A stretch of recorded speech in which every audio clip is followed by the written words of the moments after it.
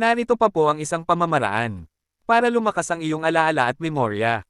Kung gusto mo upang lalo pang lumakas ang iyong memorya, ganito po ang iyong gagawin. Ito'y hango sa aklat ng banal na occultismo. Orasyon ng pagpapalakas ng memorya ng isang tao. Ito'y mga kasama rin ng mga naunang video ko na nailabas na. Patungkol sa maging matalino, at talas ng pag-iisip. Pabisita na lang po ng iba ko pang video. Ito'y mga karagdagang tulong pa upang lalong lumakas ang iyong memorya. Ganito po ang pagganap, sambitin po ninyo ang orasyon ito. Bago ka matulog, narito po ang orasyon. Pax, Domine, Nostri, Angeli, Domine, Domine, Domine, Pers Ikot, Deus, Semper Terni, Omnipotente, Grigo, Vata, Jesus, Ohiri, Nokhom, Salvame, Ego, Verbum, Christum, Pactum.